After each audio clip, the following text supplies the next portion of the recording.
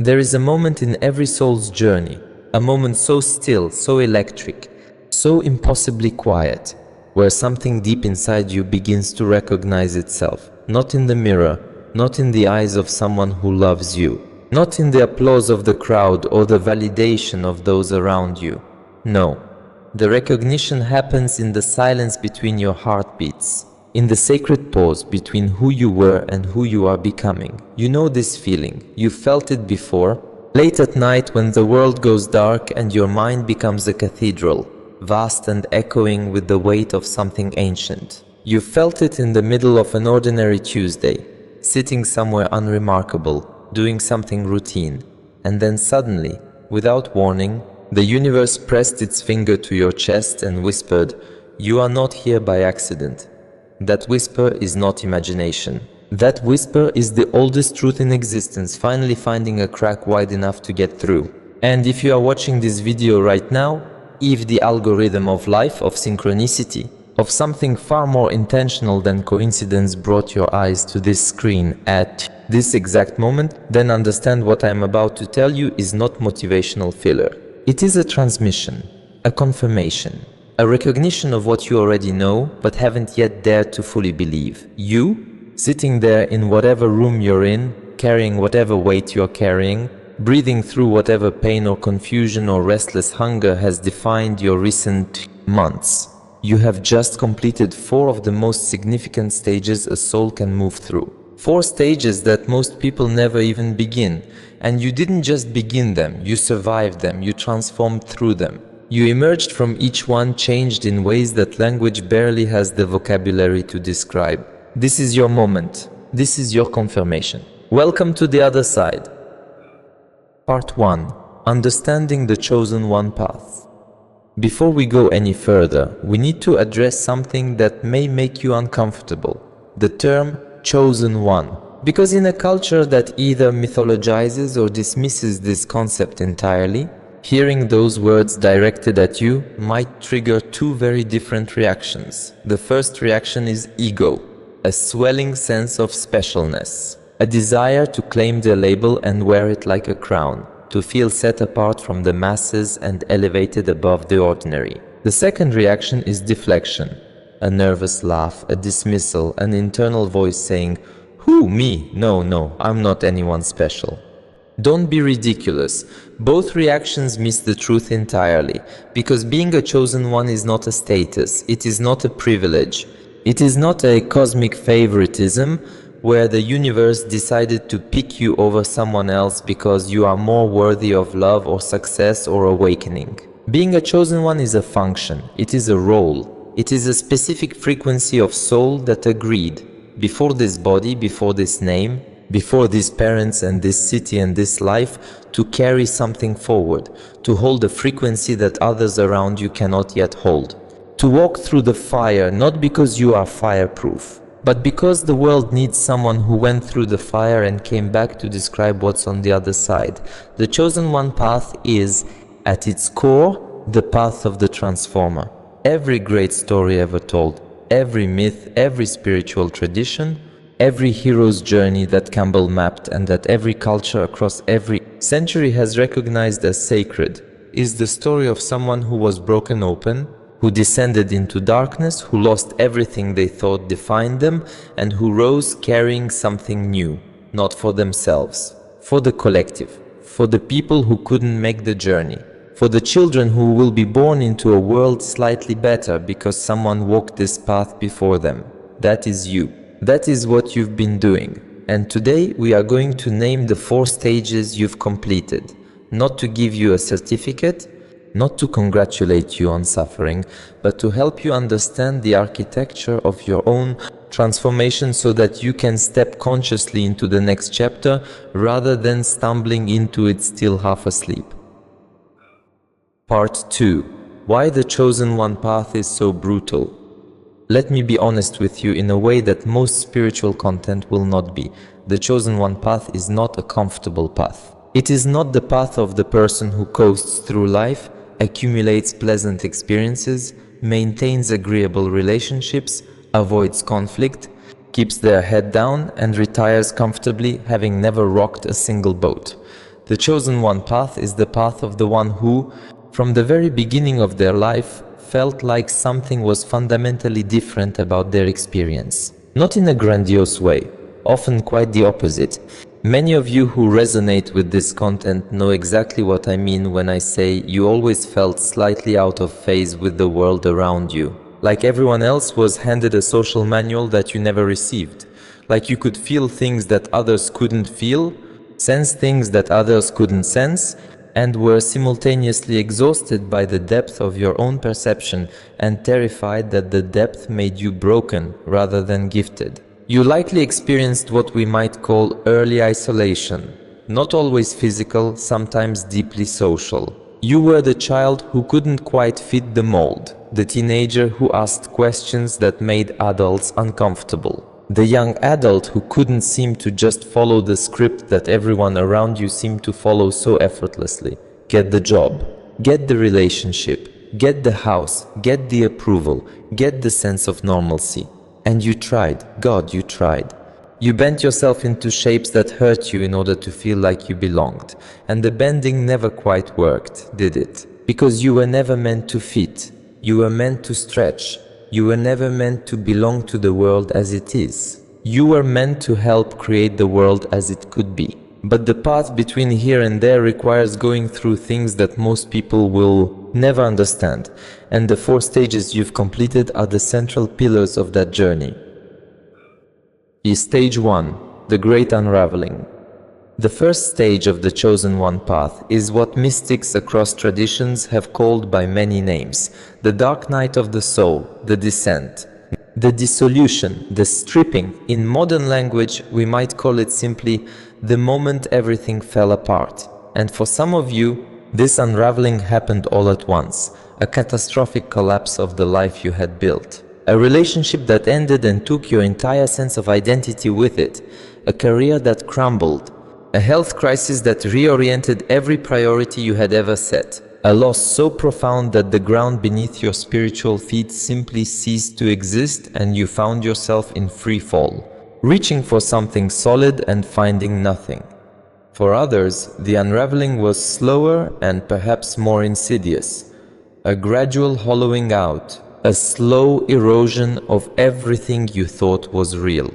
The person you thought you were began to crack.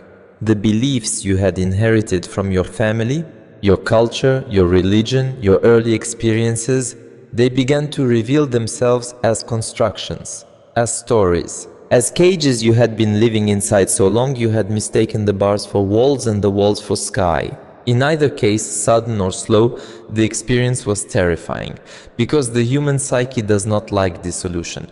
The ego, whose entire function is the maintenance of a coherent sense of self, experiences dissolution as death. And in a very real sense, it is death. The death of the false self. The death of the identity constructed from fear, from people-pleasing, from the desperate need for approval and belonging that every human carries, but that the chosen one carries with particular intensity precisely because their authentic self is so far removed from what the surrounding culture expects. The great unraveling strips you bare. It takes everything that was covering your essence, every mask, every performance, every carefully constructed narrative about who you are and why you are worthy of love, and it removes it, not gently. There is nothing gentle about having your foundations removed. And here is what nobody tells you when you're in the middle of this stage.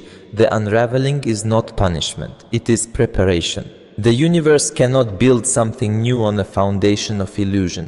The life you are meant to live, the authentic, purposeful, genuinely alive existence that is your birthright, cannot be constructed on top of the false self you inherited from your wounds. So the false self has to go. All of it. The great unraveling is the universe doing demolition work. It is painful precisely because it is thorough. And if you have lived through this, if you are on the other side of a period in your life where you genuinely did not recognize yourself, where the mirror showed you a stranger, where you lay awake at 3 a.m. wondering if any of it was real, then understand, you completed stage 1. You survived the demolition, you are still here, and that is not small, that is extraordinary. Stage 2. The wilderness. After the unraveling comes the wilderness. And if the unraveling is the most acutely painful stage, the wilderness is perhaps the most disorienting. Because the wilderness doesn't feel like transformation. It doesn't feel like progress. It doesn't feel like anything meaningful is happening at all. The wilderness feels like being lost. It feels like limbo. It feels like everyone around you has somehow figured out the map of their life and you are standing in the middle of an unmarked terrain with no compass, no guide, and no clear sense of which direction is forward. In the wilderness, you are done with your old identity, but you haven't yet arrived at your new one. You're in the gap, the in-between, the awkward, uncomfortable, profoundly humbling space of not yet. Many chosen ones spend years in the wilderness, and during those years the temptation is enormous to simply turn around, to go back to the false self, to rebuild the old life, the old relationships, the old patterns, even though you know they were wrong for you, even though you could feel in your bones that they were slowly suffocating your soul, because at least they were familiar. At least they gave you something to be. The wilderness takes that option away, or rather, it doesn't take it away. It offers it constantly, tantalizingly, like an exit door that's always there if you want to take it. And the work of the wilderness is in refusing that door, day after day, week after week, sitting with the discomfort of not knowing who you are, what you're here for, what direction your life is supposed to take, and choosing not to resolve that discomfort by contracting back into smallness. The wilderness is also where the deep internal work happens, because when the external world has been stripped away, when the distractions have lost their power, when you're no longer performing for an audience or maintaining a persona, what remains? You. The actual you, the frightened and magnificent, wounded and wise, deeply human and somehow also deeply eternal you. In the wilderness, you meet yourself, really meet yourself, perhaps for the first time. You encounter the parts of you that were hidden beneath the performances, the grief you never processed, the anger you were never permitted to feel, the longing you thought was too big to hold, the gifts you were too afraid to claim, the love you were too defended to give. The wilderness is where integration begins, slowly, painfully, imperfectly, but unmistakably. If you have lived through a period of your life where you felt genuinely directionless, not lazy, not lost by choice, but genuinely unsure of who you were or where you were going. And if you stayed in that wilderness without completely collapsing, without numbing yourself into oblivion, without betraying the version of yourself that was still forming in the dark, then you have completed stage 2. You walked through the wilderness. You are emerging, and you deserve to know that the prophets, the mystics, the teachers, the healers, the great transformers of every age and tradition, they all spend time in the wilderness. It is not a detour on the path, it is the path. Stage 3. The initiation. If the wilderness is where you integrate in the darkness, the initiation is where you are tested in the light. Stage 3 is the crucible.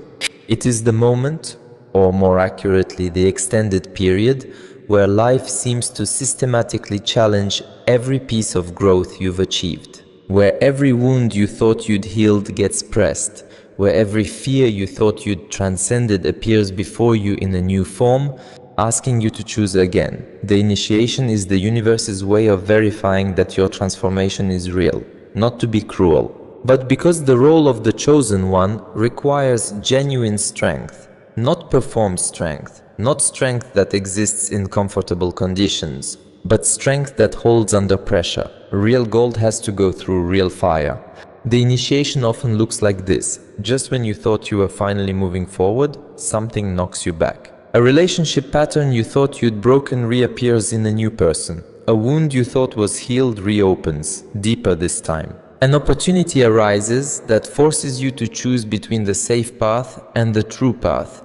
And the safe path is so reasonable, so justifiable, so socially acceptable that choosing the true path feels almost insane.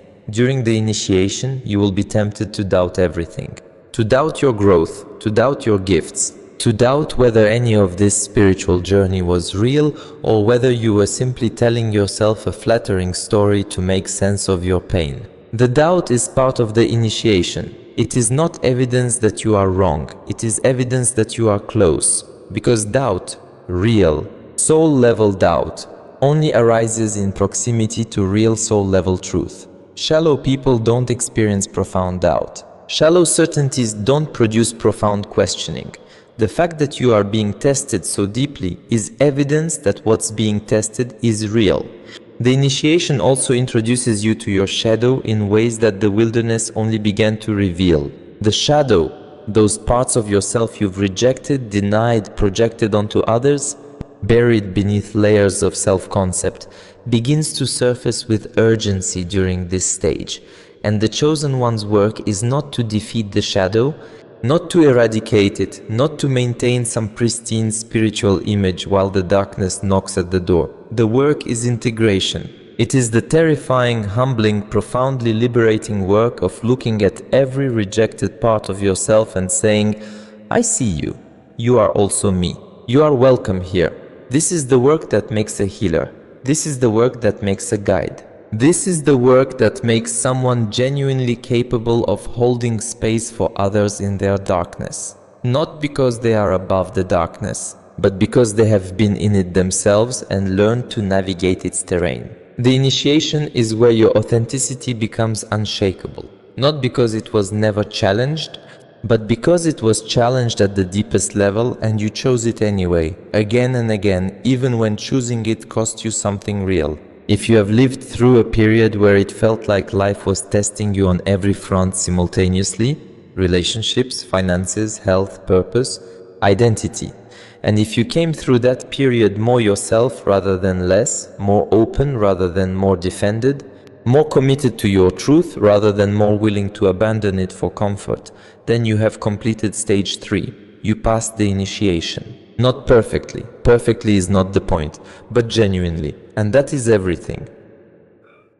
Stage 4. The emergence. And now we arrive at the stage that brought you to this video. Because if you resonated with what came before, if the unraveling, the wilderness, and the initiation are not abstract concepts to you, but lived experiences you can place your hands on, then you are in the early days. The tender, electric early days of stage 4, the emergence. This is the moment when the butterfly realizes it has wings. And I use that metaphor with full awareness that it's been used so many times it risks becoming cliché. But I use it anyway, because the biology of it is so precisely accurate to what you are experiencing that it deserves to be taken seriously rather than dismissed. A caterpillar inside the chrysalis does not simply grow wings, it dissolves completely into what scientists call imaginal soup, a liquid state where the old form has been entirely abandoned but the new form has not yet been established. There is a moment inside that chrysalis where what used to be a caterpillar is, in a very literal sense, nothing. No caterpillar, no butterfly, just potential, just dissolution, just the raw material of a transformation that isn't finished yet.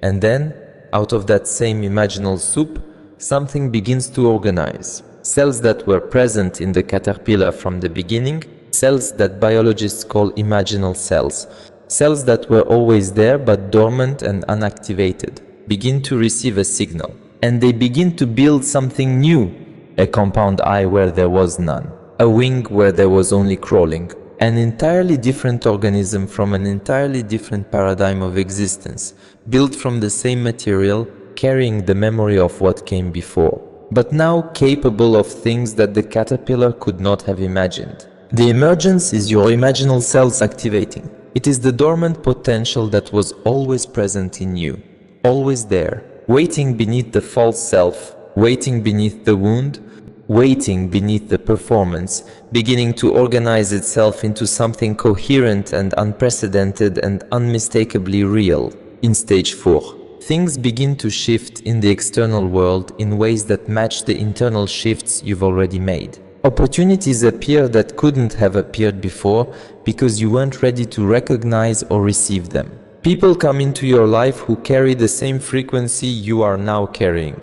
People who are also emerging, also real, also done with the performance. Creative impulses arise that are not driven by ego or fear, but by genuine inspiration, by that river of living water that flows through the chosen one when they've cleared enough internal debris to actually feel it moving. In stage 4, your sensitivity, which was once your greatest liability.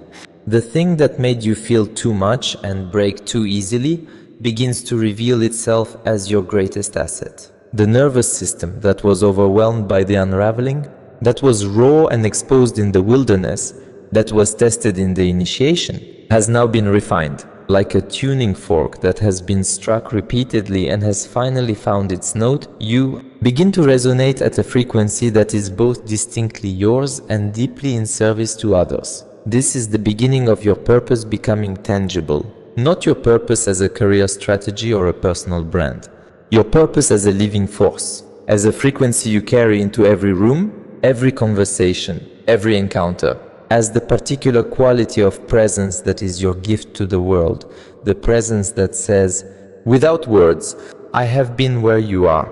I know the territory. You are not alone and you are going to make it through. The gift of the 4 stages, what you now carry. You need to understand what the 4 stages have given you. No one else has lived inside your skin, seen through your eyes, felt with your nervous system, processed with your particular brain and heart and history. That means no one else can do exactly what you can do.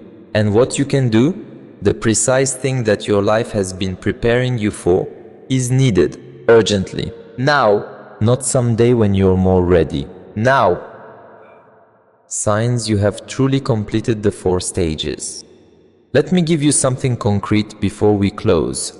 A set of signs, not as a checklist for comparison, but as a mirror for recognition. Signs that the 4 stages are genuinely behind you and that you are standing at the threshold of your emergence. The first sign is a quality of peace that doesn't depend on circumstances. Not the peace of someone who has finally gotten their external life arranged to their satisfaction, but the peace of someone who has found something inside themselves that remains stable even when the externals are in chaos. You may still feel emotion deeply, joy, grief, anger, longing, but beneath the emotions there is a ground that holds, a knowing that you are okay, fundamentally, in a way that used to require constant external confirmation and now simply exists. The second sign is the dissolution of your need for approval, not an arrogant indifference to others' perceptions, but a genuine decrease in the energetic weight that others' opinions carry over you.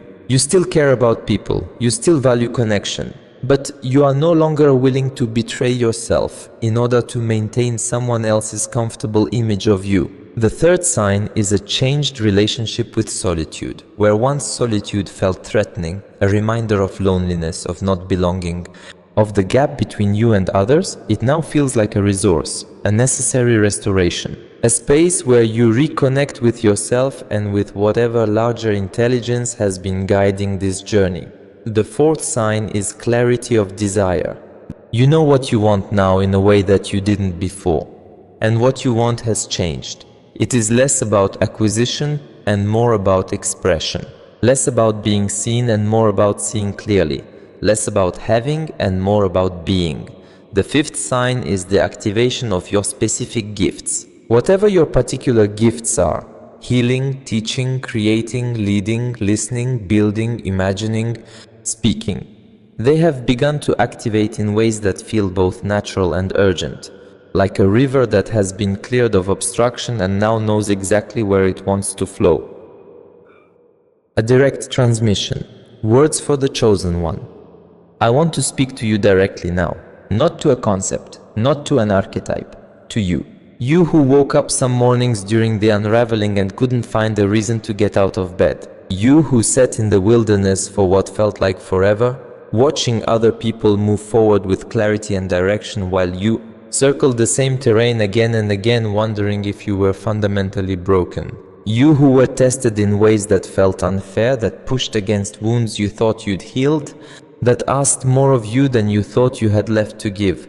You who have done all of that, imperfectly, messily, sometimes barely, and are still here, still asking, still seeking, still reaching towards something you can feel but not yet fully name. You are not broken, you were never broken. What felt like breaking was making, what felt like destruction was construction.